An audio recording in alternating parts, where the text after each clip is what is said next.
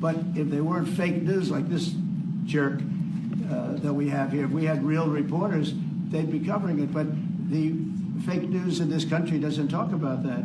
They don't want to talk about it, but now they have to talk about it. But they won't. This won't even be a subject. They'll have him talking about why did a country give a free, think of this, why did a country give an airplane to the United States Air Force? Okay, the United States, not to me, to the United States Air Force, so they could help us out because we need an Air Force One until that's Air Force One, it's being built, 2 of them being built. But Boeing's a little bit late, unfortunately. So why did they give us a plane to the United States Air Force? That's what that idiot talks about after viewing a thing where thousands of people are dead. I'm sorry, I don't have a plane to give you. I wish you did. I'd take it. I would take it. If your country offered the United States Air Force a plane, I would take it. Okay. But coming back to this issue, which I really would like us to talk about, and talk about it very calmly.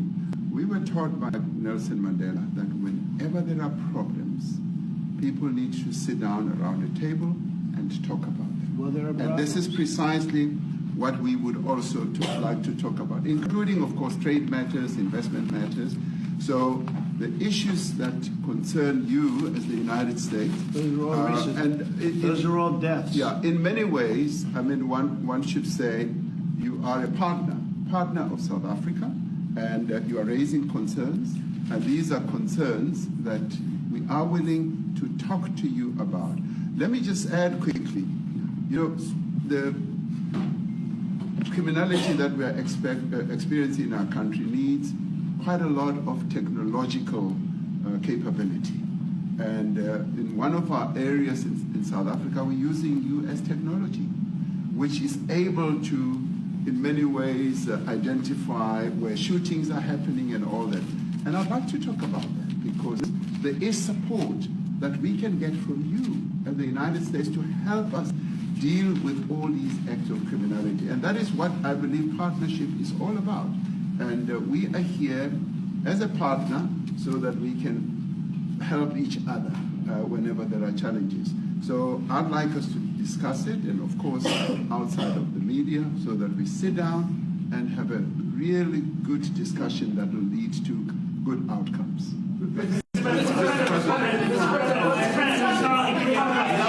there any other punitive measures that could be in place should you not be satisfied that South Africa is fixing some of the very bad things, in inverted commas, that you tweeted are happening? Well, there are a lot of bad things happening in many countries, but this in particular has been very, very bad, very bad. And because of we're going to have the whole world watching in another short period of time because you have the G20, and that's a big deal. And it seems like, I want you to look good. I don't want you to look bad. Very good. But we have hundreds of people, thousands of people trying to come into our country because they feel they're going to be killed and their land is going to be confiscated. And you do have laws that were passed that gives you the right to confiscate land for no payment.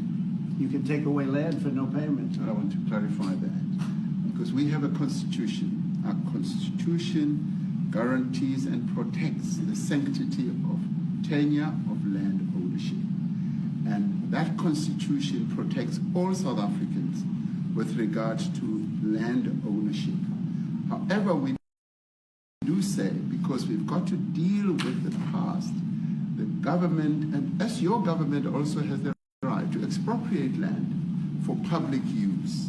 And you're doing that. And we've never really gotten underway with that. And we are going to be doing so. You're taking people's land away we have not. from them.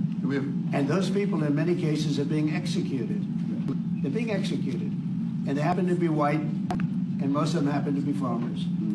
And that's a tough situation. I don't know how you explain that. How do you explain that? They're taking people's land away, and in many cases, those people are being executed. And in many cases, it's not the government that's doing it. It's people that kill them and then take their land, and nothing happens to them. But we have thousands of people that want to come into our country. They're also going to Australia in a smaller number. But we have thousands of people that want to come into our country, and they're white farmers, and they feel that they're going to die. in South Africa, and it's a bad thing. Yeah, please. What can South Africa do? What concessions would you like to see them make to improve relations with the United States? Then I have one more for President Ramaphosa afterwards. Well, you know, we just spoke about, I got them a very, very complex machine, 150 of them. I was asked by the president if it could help, and I did that. And, you know, I have great feeling for all countries. I deal with all countries. But I have a great feeling for South Africa because I have friends. I have a couple of friends, a few friends here today. I have many friends from South Africa. But many of those friends are not, they can't go back. I have, Elon is from South Africa. I don't want to get Elon involved. That's all I have to do, get him into another thing. But Elon happens to be from South Africa. This is what Elon wanted. He actually came here on a different subject, sending rockets to Mars, okay? Yes. He likes that better. He likes that subject better. Right. But Elon is from South Africa, and I don't want to talk to him about that. I don't think it's fair to him. That's right. But I will say that people are fleeing South Africa for their own safety. Their land is being confiscated, and in many cases they're being killed. And that scene of, you see how many crosses they have. Those crosses, that's a dead person in every one of them. And those trucks or cars are paying their respects to all of those dead people on a Sunday morning. That's a rough thing to explain away. And the problem we have, and the way, you know, a correct and a fair media exposes things. But we have a very corrupt media. They won't even report this. If this were the other way around, it would be the biggest story. Now, I will say apartheid, terrible. That was the biggest story. That was reported all the time. This is sort of the opposite of apartheid.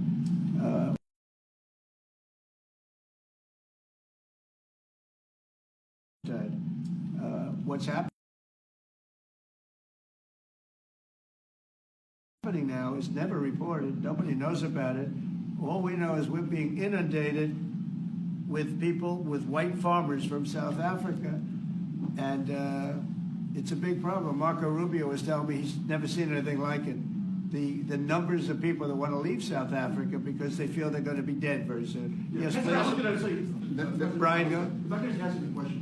72% of farmers in your country are white. If they flee, do you feel that maybe the economy could collapse? You may not have a gap to fill in those people that need to replace those farmers. You know, I'd like my Minister of Agriculture, who is white, who comes from an opposition party to mine, who's joined my government at my invitation to address this very issue, including the question that you've just raised.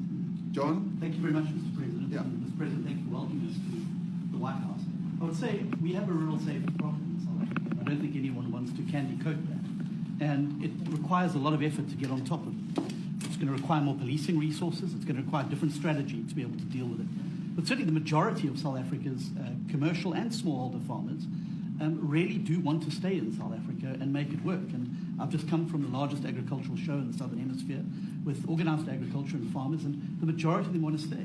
But they too, there have a memorial to those who've died as a result of farm attacks. And as the Minister of Agriculture, it is something that I'm particularly exercised with my colleagues at police and my colleagues in the justice cluster to start making farm attacks and stock theft a priority crime. And it affects all farmers in South Africa, particularly stock theft. It has a disproportionate effect on smallholder black farmers.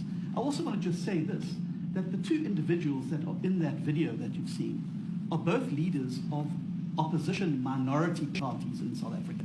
Mkhonto Wesizwe under Mr. Zuma, and the Economic Freedom Fighters under Mr. Malema. Now, the reason that my party, the Democratic Alliance, which has been an opposition party for over 30 years, chose to join hands with Mr. Ramaphosa's party was precisely to keep those people out of power. We cannot have those people sitting in the union buildings making decisions. And that is why after 30 years of us exchanging barbs across the floor in Parliament and trying to get one over on each other, we've decided to join hands precisely to keep that lot out of government. Because the day they get in to the doors of the union buildings in South Africa or control of our Parliament, that's what you're going to see. And that is why this government working together, needs the support of our allies around the world so that we can strengthen our hand, grow our economy, and shut the door forever on that rabble getting through the doors of the union bodies, because then South Africa's future would be... So you denounced that type of language in the video that you saw? Oh yes, we've always done so. As government, as my own party, we are completely opposed to that. We, in 1955, adopted a document which said South Africa belongs to all who live in it.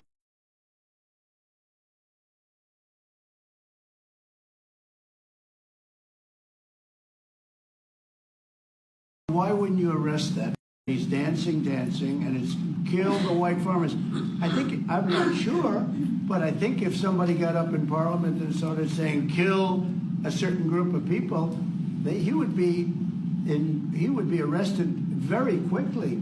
That man is going all over South Africa, and that's not a small party. That was a stadium that holds 100,000 people, and I hardly saw an empty seat. That's a lot of people. That's a lot of representation. And those crosses, we have dead white people, dead white farmers, mostly. And you take a look at Australia, they're being inundated, and we're being inundated with people that want to get out. And their farm is valueless, it's valueless, and they just want to get out with their life. And this is a very serious situation. And if we had a real news or real press or media, we don't have that, because they won't talk about this, because they're all guys like that idiot. But if we had a real press, it would be exposed. And you know, the beauty of exposing it is it's like a cleansing action. When it gets exposed, it'll get fixed. That's when it'll get fixed. But people don't talk about it. And I'll tell you who's talking about the thousands of people that are fleeing South Africa right now. Will you discuss USAID and the devastating impact the cuts are having across the African continent? You know, it's devastating, and hopefully a lot of people are going to start